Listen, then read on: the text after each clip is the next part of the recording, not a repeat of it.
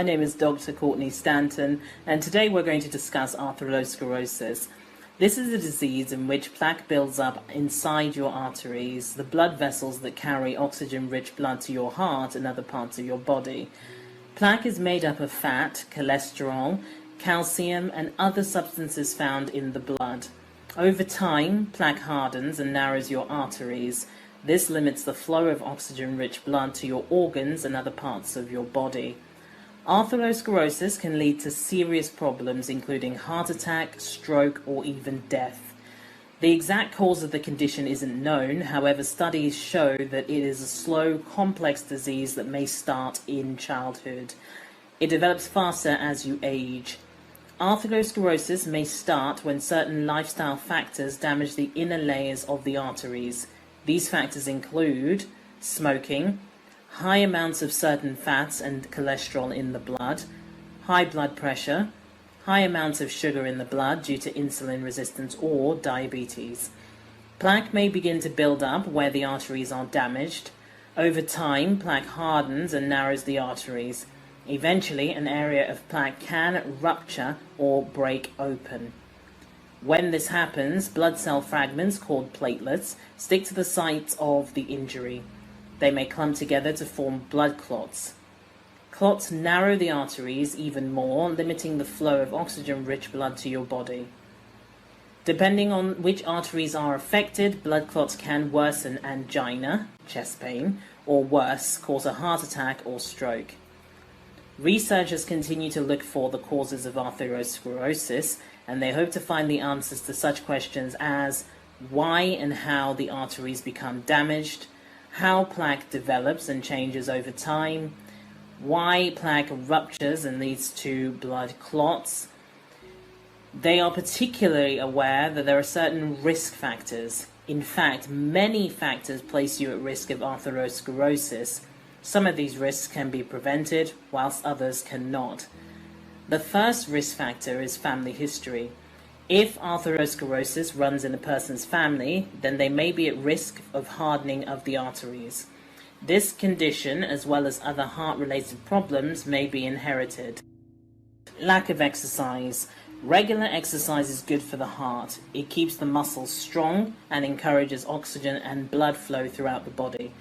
Living a sedentary lifestyle increases your risk of a host of medical conditions, including heart disease. A third risk factor is high blood pressure, which can damage blood vessels by making them weak in some areas. Cholesterol and other substances in the blood may reduce the flexibility of arteries over time. A fourth risk factor is smoking. Smoking tobacco products can damage blood vessels and other areas of the heart. The final risk factor that I'll highlight today is diabetes. People with diabetes tend to have a much higher incidence of coronary artery disease. Most symptoms of atherosclerosis aren't noticeable until a blockage occurs.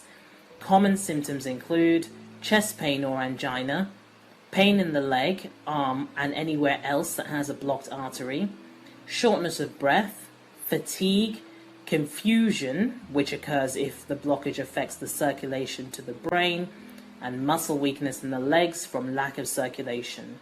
Once a blockage occurs, it's generally there to stay. With medication and lifestyle changes, though, plaque may slow or stop growing. They may even shrink slightly with aggressive treatment. Treatment options include lifestyle changes. Reducing risk factors that lead to atherosclerosis will stop or slow the process. That means a healthy diet, exercise, and no smoking. These changes won't remove blockages, but they are proven to lower the risk of heart attacks and stroke. Medication. Taking drugs for high cholesterol and high blood pressure will slow and may even halt atherosclerosis. They could also lower the risk of heart attack and stroke.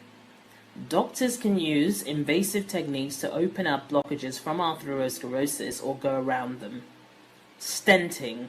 Using a thin tube inserted into an artery in the arm or the leg, doctors can get to diseased arteries.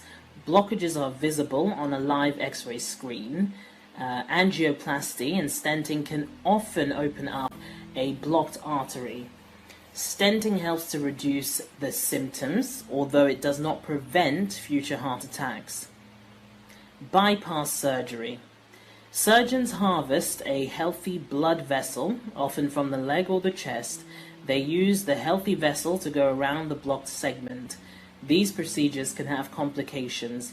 They're usually safe for people with significant symptoms or limitations caused by atherosclerosis.